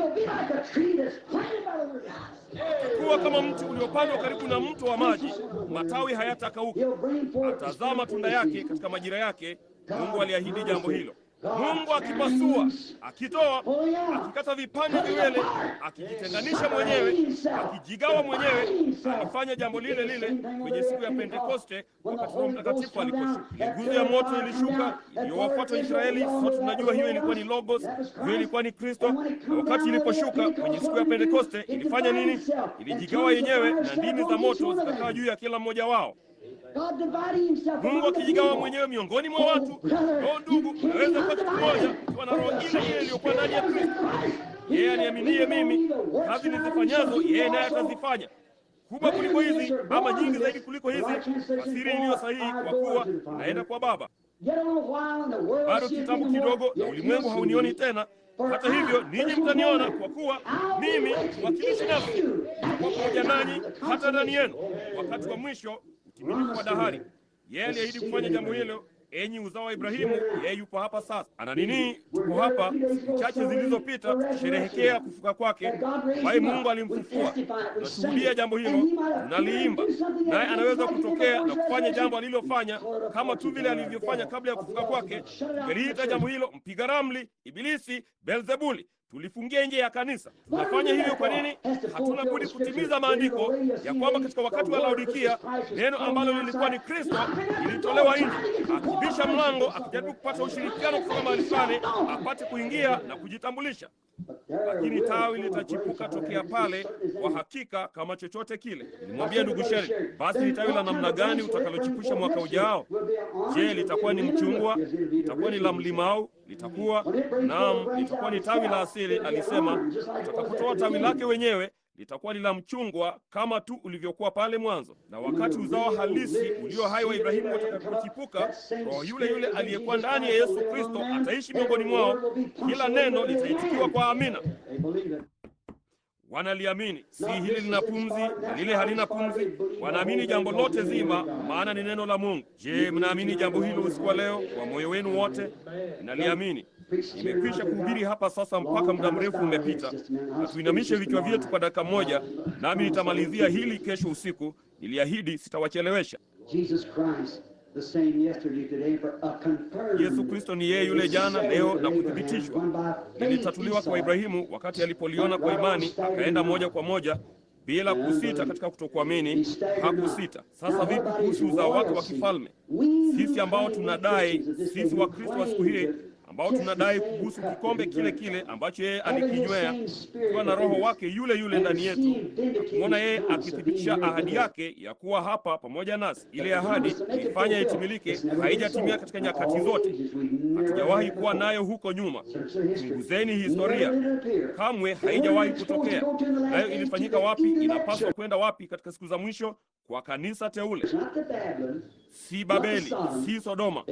Wao walikuwa na mjumbe kule chini, lakini Roho Mtakatifu ndiye mjumbe wa kanisa teule usiku wa leo. Mungu akiishi katika mwili wa kibinadamu, akijionyesha mwenyewe mtambuzi, neno linalotambua mawazo na makusudi ya moyo. Yesu Kristo yeye yule jana, leo na hata milele. Yeye ni Yehova Yire. Yeye tayari ametupa sadaka yetu na anathibitisha agano lake.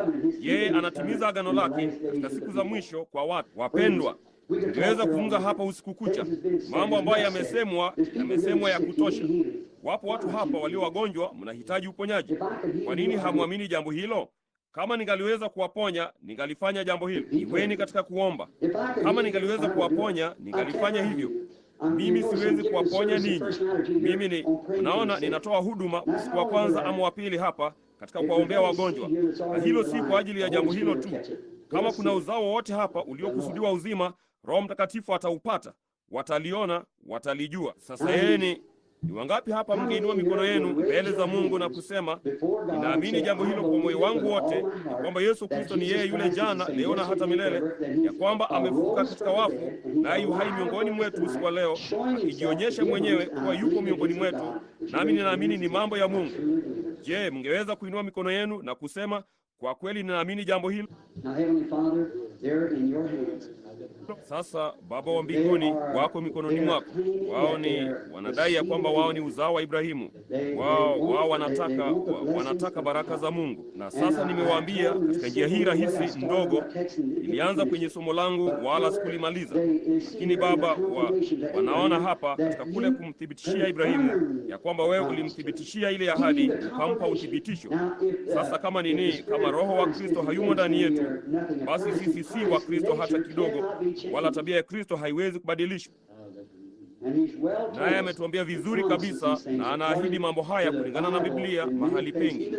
Hata Agano la Kale liliahidi jambo hilo katika Malaki 4, jinsi ambavyo ingekuwa katika siku za mwisho, angeigeuza mioyo ya watoto irudie imani ya baba zao, kama baba wa Kipentekoste, ile fundisho la awali la Biblia, ile neno la asili, jinsi lingefanya. Kungekuwako na ishara hii ingethibitishwa na sauti ambayo ingeifuata ya kwamba wewe upo hapa nasi tunakuamini. Sasa Baba, jalia shetani aondoke aende zake. Hatuamini ya kwamba tuna nguvu zozote Bwana. Hatudai kwamba tuna nguvu, tunadai kuwa na mamlaka. Tunatambua yule polisi mdogo barabarani akiwa amevaa kofia ndogo kichwani mwake, magari makubwa yakienda kasi kwenye barabara zilizopana sana, maili 90 kwa saa, akienda kwa mota yenye nguvu za farasi 300. Yeye hana nguvu za kusimamisha moja ya hayo. Yangemkanyaga papo hapo chini kabisa. Lakini hebu na aonyeshe hiyo beji na kuinua mikono yake, breki zitalia na tairi zitavuma. Ni mamlaka. Mji mzima uko nyuma yake. Yeye ana mamlaka, sio nguvu.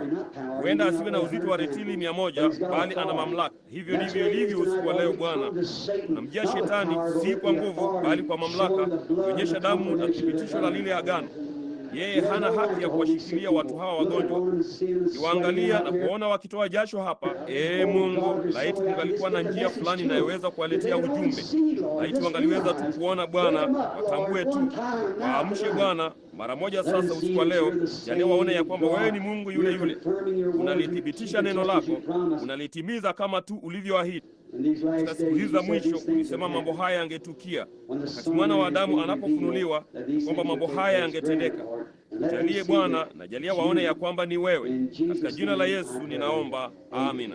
Sasa aminini enyi marafiki, ninyi ni kusanyiko zuri sana. Ndiyo kwanza nipitilize wakati wangu, mnaona, wala sikumaanisha kufanya hivyo. Niliwaambia tutawahi kutoka usiku wa leo, bali nilishindwa kwa sababu nami nitamalizia somo langu kesho usiku, labda Bwana akipenda. Sasa tuko hapa. Ninyi ni watu. Sisi sote ni wanadamu tu, tunataka kuishi. Kila mtu anataka kuishi amalize muda wake. Ninaamini Mungu anataka tufanye hivyo. Ninaamini jambo hilo. Sasa si kwamba hapana zeri katika Gileadi. Unajua, ilisema wakati mmoja, kwa nini? Ni kwa nini? Je, hapana zeri katika Gileadi? Huko hakuna nabii? Isaya alisema, ama ninamaanisha Eliya alisema, nenda kamuulize, je, ni kwa sababu hakuna nabii katika Israeli? Kwa nini unapanda kwenda kule Ekroni, Mungu Baal-zebubu? Kwa nini? Mbona unataka kwenda kule juu? Je, akiwa ni Myahudi, kwa nini unapanda kwenda kule juu? Kasema, je, ni kwa sababu hapana zeri katika Gileadi? Huko hakuna tabibu kule? Yuko. Hiyo ndiyo sababu. Je, hiyo ndiyo sababu? La Bwana, tuna zeri. Roho Mtakatifu yuko hapa. Naam Bwana, ahadi ni yetu. Sasa inakubidi tu kuiamini. Ninyi ni siku ambayo akili za watu zimetawanyika sana. Inawasikitikia. Hawajui waamini kitu gani. Mmoja anasema hivi, na mwingine anasema vile. Kila neno la mwanadamu na liwe uongo na langu liwe kweli. Bwana Mungu alisema. Hiyo ni kweli. Sasa yeye hawezi kubadilisha tabia yake. Sasa ninaamini jana usiku tulianzia na kadi ya maombi namba 1, sivyo? Tukaita hadi 20 ama kitu kama hicho. Hebu na tubadilishe utaratibu huo. Hebu na tusiwe na kadi zozote za maombi. Naam, ombeni tu. Unajua, kadi ya maombi inakuleta tu hapa juu, lakini nahisi uwepo wake. Kwa hiyo ninajua tu yeye yuko hapa. Ni wangapi waliowahi kuona picha ya yule malaika wa Bwana? Kwa hiyo nisaidie nitakapokutana nanyi kwenye ile hukumu. Yeye hayuko futi 2 kutoka mahali ninaposimama papa hapa. Hiyo ni kweli, yupo hapa. Sasa mtu asiye na kadi za maombi, inua mkono wako useme, sina kadi za maombi na hata hivyo mimi ni mgonjwa na mhitaji. Vema, ni kila mahali tu. Vema. Sasa nitawaambia yule malaika alifanya nini kule juu wakati ule. Aligeuza mgongo wake ulikuwa umegeuzwa kuelekea kwa Ibrahimu.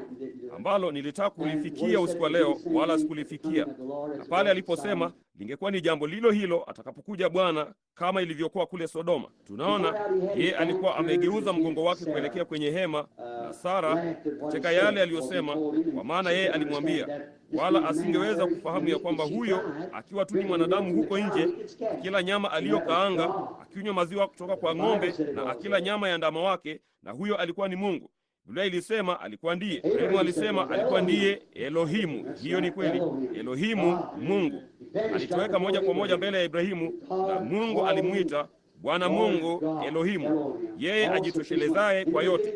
Hapo mwanzo neno lile lile linatumika. Msomi yeyote anajua hilo. Hapo mwanzo Mungu. Angalia hicho Kiebrania Elohimu. Angalia wakati Ibrahimu aliposema Bwana Mungu Elohimu, mtu yule yule, akionyesha ya kwamba Mungu atajidhihirisha katika mwili wa kibinadamu kwa uzao wa Ibrahimu, kupitisha lile agano na kufanya jambo lile lile alilofanya. Naona hilo jambo lile lile alilofanya pale. Yeye daima ni nabii anayetambua mawazo na makusudi ya moyo, kwa sababu wangapi wanaojua Biblia ilisema ya kwamba neno la Mungu linatambua mawazo yaliyo ndani ya moyo. Sasa kama Mungu atachukua angalau watu watatu humu ndani usiku wa leo, sasa hii ni changamoto. Kama mtu yeyote hadhani hivyo ndivyo ilivyo, wewe njoo ulifanye jambo hili.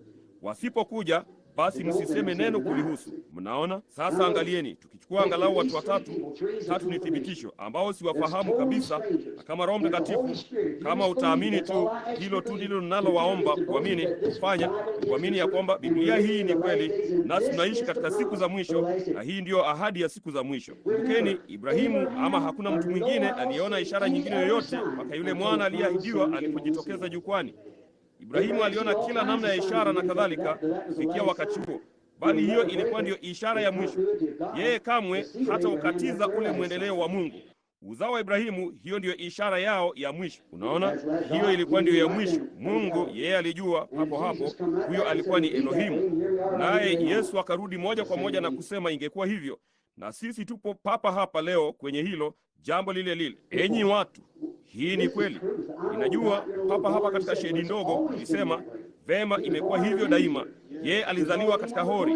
Ilikuwa ni vigumu kupata mtu yeyote angalimwamini, lakini ni uzao ule tu unaoamini ambao umekusudiwa uzima, hao peke yao.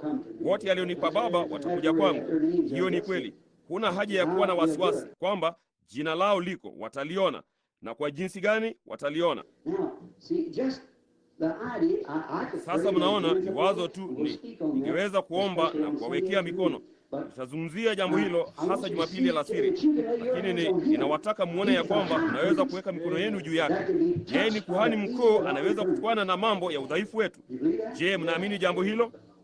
Mnaamini? Na sasa kama yeye atafanya jambo hilo, ninamjua mtu fulani hapa. Imetokea tu, niliangalia huko, nami ninaona wawili ama watatu wa rafiki zangu wameketi moja kwa moja pale, ambao ni mhudumu, baadhi yao pale, na mmoja aliyeinamisha kichwa chake, ndiyo kwanza Bwana amponye mvulana wake mdogo kutokana na jeraha la bongo. Bado leo alinipigia simu na mtu mwingine pale, na maskini mtoto wake mchanga hivi juzi usiku walidhani alikuwa amekufa. Nami nilikuwa huko Beaumont, na sisi tukapiga simu, tukaenda kule, na akaweka mikono yake juu yangu, akaanza kulia, akasema, Branham, neno la Bwana liko pamoja na wewe, muombe tu. Na dakika hiyo hiyo mtoto huyo mchanga akafufuka na akaanza kuishi tena. Yule pale baba yake ameketi pale mmoja kwa moja, mhudumu. Na mtu huyu, gari lilipata ajali ya barabarani, naye akatupwa kupitia kitu fulani ama kingine na kurushwa kwenye handaki, ndipo likajeruhi maskini ubongo wake na kadhalika. Bwana alimponya mzima kabisa. Waliamini kweli kabisa wao. Sasa msiseme ya kwamba mimi nilifanya jambo hilo. Sikuwa na uhusiano wowote nalo. Imani yao katika Mungu, hiyo ndiyo ilisababisha jambo hilo. Iweni na imani nyote. Yesu alisema katika Marko 11:22, jambo lolote ukiuambia mlima huu ng'ooka, wala usione shaka moyoni mwako, ila uamini kwamba hayo uliyosema yatatukia, yatakuwa yako. Hata hivyo, hilo hapo, unaona, sio tumaini, ni swala la kulijua hilo. Na kama yeye anaweza kujithibitisha kwamba yu hai, yule aliyefanya hiyo ahadi anaweza kuthibitisha kwamba yeye yu hai, wala hakuna kitu kingine ulimwenguni kinachoweza kufanya jambo hilo. Amkeni, tikiseni kwa nguvu sana roho yenu. Unaona, hakuna kitu ulimwenguni kinachoweza kufanya jambo hilo ila Mungu. Sasa unaweza kujiamulia kwamba ni yule muovu ukitaka. Watu walimhukumu yeye kwamba ni muovu, kwa hiyo wangali wanaweza kumhesabu roho wake kwamba ni muovu. Wao walisema yeye alikuwa ibilisi aliyekuwa akitenda hayo. Vema, hakuna budi walipata thawabu hiyo. Ninyi aminini tu. Hamwezi kuponya, siwezi kuponya, hakuna mtu anayeweza kuponya, Mungu ndiye mponya. Bali kama tu unaweza kutambua ya kwamba yeye yule unayemtumikia na ambaye umejitenga na ulimwengu upate kumtumikia, yeye yule unayempenda, yeye yule hasa atakayesimama kwenye ile hukumu, wewe ukiwa hukumuni pamoja naye upate kuhukumiwa. Kama uwepo wake unaweza kuja papa hapa na kuonyesha ya kwamba yeye yupo hapa, sasa mwili wake wa kibinadamu hauwezi kufanya hilo. Wakati huo utakapokuja, wakati umekwisha. Kama vile umeme utokavyo mashariki hadi magharibi, ndivyo itakavyokuwa kuja kwake Mwana wa Adamu. Isipokuwa roho wake tu. Na kanisa limekuja, angalia vile limekuja, kupitia kuhesabiwa haki, kutakaswa, ubatizo wa Roho Mtakatifu, na sasa mmoja kwa moja kufikia wakati wa kunyakuliwa, liweka kanisa tayari vile hasa lilivyoahidi, jinsi hasa ambavyo nyakati za kanisa zilivyopangwa. Nasi tumeona jambo hilo, kila kitu kikishuka kuja moja kwa moja na moja kwa moja.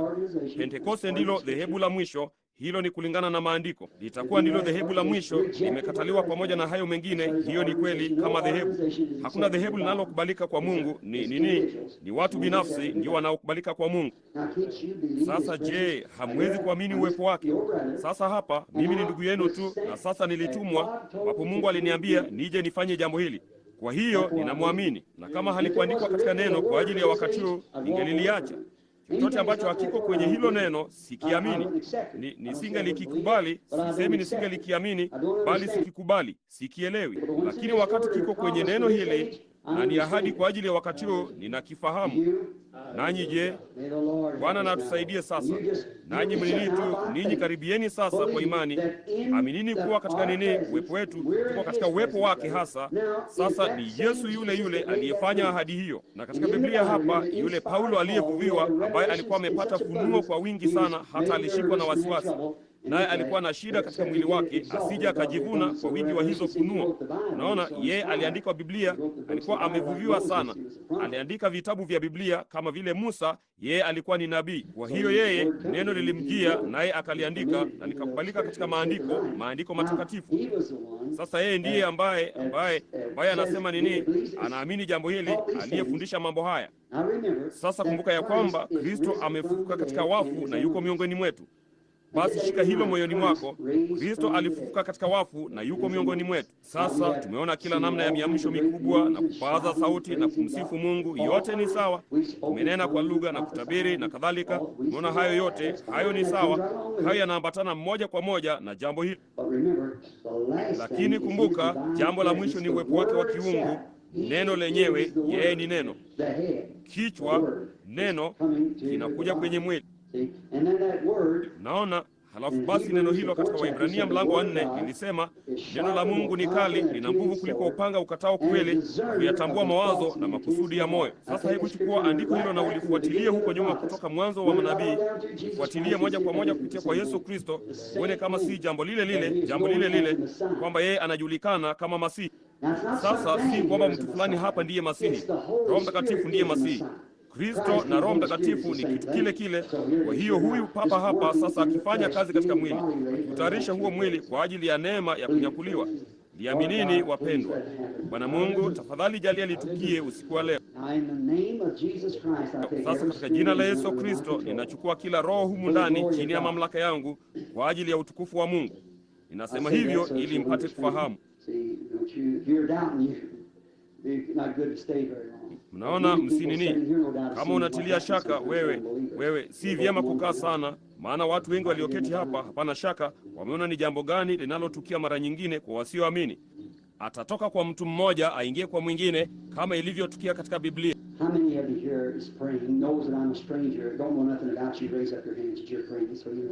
Wangapi wenu hapa wanaomba, wanajua ya kwamba siwafahamu? Mimi sijui lolote kuwahusu. Inueni mikono yenu ya kwamba mnaomba, basi unajua kuwa sijui lolote kukuhusu wewe. Mtu yule anayeketi pale amevaa tai nyeusi akiniangalia moja kwa moja hapa. Sasa angalieni, mnaiona ile nuru? Hamwezi kuiona ile. Ni nuru tu ya rangi ya kaharabu yenye rangi ya dhahabu na ya kijani kibichi hapa chini. Je, unaniamini mimi kwamba ni mtumishi wake Bwana? Kama Mungu anaweza kunifunulia kwamba una shida gani, je, unaamini? Ungeamini mimi kwa moyo wako wote. Ungeamini ilikuwa ni Mungu ungefanya jambo hilo. Ungeamini uponyaji wako ungekuja. Je, una kadi ya maombi? La, huna. Unihitaji. Shida yako iko kwenye sikio lako. Kama hiyo ni kweli, inua mkono wako. Ilikuwa kwenye sikio lako, haiko sasa. Kama ukiamini, simjui mtu huyo, sijawahi kumwona. Sasa huyu hapa mtu anayeketi papo hapo karibu na wewe, kwa namna fulani anaombea shida fulani aliyonayo. Niangalie Bwana. Je, una kadi ya maombi? Huna. Je, unaniamini mimi kuwa ni mtumishi wa Mungu? Je, unaamini yale nimekuambia ni kweli? Unaamini ni uwepo wa Yesu Kristo? Je, unaamini mgongo wako utapona tangu sasa na kuendelea? Unaamini? Inua mkono wako kama utaamini. Unaona? Sasa muulizeni mtu huyo. Sijawahi kumwona maishani mwangu. Yeye kamwe hakunigusa. Yuko futi 20 kutoka kwangu. Je, aligusa nini? Hilo linatimiza maandiko. Yeye alimguza kuhani mkuu. Alikuwa ameketi pale akiomba apate kuponywa. Unaona? Alimguza kuhani mkuu anaweza kuchukuana nasi katika mambo yetu ya udhaifu. Mnaona? Sasa unafikiri nini, ewe kijana mwanamume unayeketi huko nyuma? Kijana anayenikazia macho moja kwa moja. Je, unaamini Mungu aliponya ugonjwa huo wa figo ulionao? Unaamini? Inua mkono wako kama unaamini jambo hilo.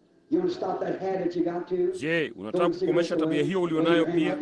Zitupilie mbali sigara hizo. Tikisa mkono wako namna hii kama unataka. Kisha uweke chini na uzisahau. Yesu Kristo alikuponya kama unaweza kuamini. Papo hapo upande wako wa pili yupo mama anayeketi aliyevaa miwani. Anaugua ugonjwa wa wasiwasi. Je, unaamini Mungu atakuponya mama? Inua mkono wako kama unaamini. Vema. Tafadhali. Yupo kijana mwanamke anayeketi papo hapo karibu na wewe, ana ugonjwa wa kike, ugonjwa wa kina mama. Hiyo ni kweli mama? Inua mkono wako kama hiyo ni kweli. Mtiririko. Weka mkono wako juu yake apate kupona, maana anaamini. Hebu alafu anayeketi karibu naye, moja mbili, hiyo hapo moja kwa moja juu ya mama huyo mwingine anayeketi papo hapo karibu naye, anaumwa na miguu yake, ugonjwa wa miguu yake. Je, unaamini Mungu ataiponya miguu yako? Inua mkono wako. Haya basi, unaona?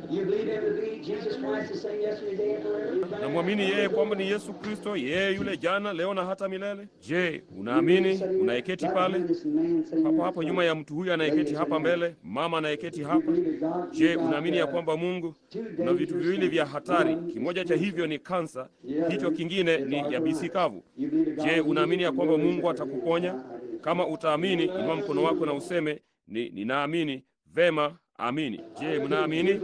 Yeye anathibitisha lile agano. Huyu hapa mama mmoja anayeketi hapa akiniangalia hapa nyuma ya mtu huyu. Amevaa nguo inayoonekana nyekundu kidogo. Nyekundu hapa juu, fulana, huenda ikawa ni fulana. Yuko mbali sana, mwanga umepungua kule. Unaona hilo linakufanya dhaifu sana. Kitu hicho chote kinaanza kugeuka kuwa namna fulani ya rangi ya maziwa kote humu chumbani, ambayo hiyo pale imesimama moja kwa moja juu yake.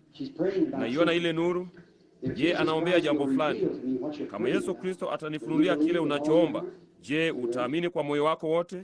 Utaamini? Sikufahamu, nawe hunifahamu, lakini umewasiliana na kuhani mkuu, maana ishara yanayonipa mimi iko moja kwa moja juu yako. Unaona ile ishara, najua ndivyo ilivyo. Unaugua ugonjwa mbaya sana wa wasiwasi, na pia una tezi kooni mwako inayokuuma. Kama hiyo ni kweli, inua mkono wako. Unasema unaweza kuiona hiyo. Vema, wewe hutoki hapa, hutoki katika nchi hii hapa, mahali hapa, umetoka Memphis. Hiyo ni kweli. Huyo mama anayeketi karibu na wewe, yeye pia ametoka Memphis. Je, unaamini kwa moyo wako wote mama? Unaamini ya kwamba Mungu anaweza kukuponya? Je, unaniamini mimi kuwa ni nabii wake ama mtumishi wake? Hilo huwakwaza watu, unaona? Je, unaniamini mimi kuwa ni mtumishi wake? Je, unaamini ya kwamba Mungu ndiye anayesema maneno haya? Unajua mimi nisingejua lolote kuhusu wewe. Je, unaamini ingekuwa ni Mungu basi? Vema, amini kwa moyo wako wote. Na una nini kinachokusumbua? Una shida ya koo lako pia. Jambo lingine, una kifundo, uvimbe ubavuni mwako. Je, unaamini ya kwamba Mungu anaweza kuniambia uko upande gani? Kama ndivyo ilivyo, inua mkono wako kama nitakwambia ukweli. Uko upande wa kulia. Unaona? Je, unaamini Mungu anaweza kuniambia wewe ni nani? Je, hilo litakusaidia? Wewe ni mke wa Cox. Hiyo ni kweli, unaona? Rudi, unaona? Je, mnaamini? Yote mnaamini sasa? Naona hilo ni thibitisho la agano kwa uzao wa Ibrahimu, kama mnaweza kuamini. Mnaona? Hapa ipo maskini mwanamke anayelala hapa kwenye machela. Je, unaweza kunisikia mama, unayelala kwenye machela hiyo? Naam. Siwezi kukuponya. sijui lolote juu yako, wewe ni mgeni tu kwangu. Lakini je, unaamini ya kwamba Yesu Kristo anaweza kunifunulia kwamba shida yako ni nini? Hilo lingekusaidia, sivyo? Kama ukilala hapo utakufa. Una nafasi moja tu ya kuishi, hiyo ni kumkubali Kristo. Una kansa, hiyo ni kweli. Je, unaamini ya kwamba Mungu atakuponya sasa? Unaamini? Inua mkono wako kama unaamini. Vema. Mahali hapo ulipo, jambo pekee ambalo ungaliweza kufanya lingekuwa ni kusimama na kutoka kwenye kitanda hicho na kuchukua kile unacholalia na uende nyumbani. Dai imani yako katika Mungu kama mzao wa Ibrahimu. Simama katika jina la Yesu. Naona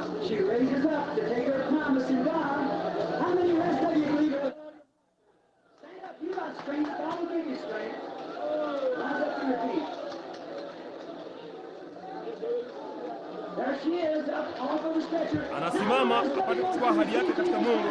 Watu wenu ninyi wengine mnaoamini kwa moyo wenu wote sasa, simama, una nguvu. Mungu atakupa nguvu. Simama kwa miguu yako. Huyo hapo amesimama, ametoka kwenye machela. Sasa ninyi wengine mnaotaka kumpokea Yesu Kristo, simameni kwa miguu yenu, simameni kwa miguu yenu, simameni kila mahali, bali Yesu Kristo kama mponya wenu. Bwana Yesu, mponye kila mmoja wao, tujalie Bwana.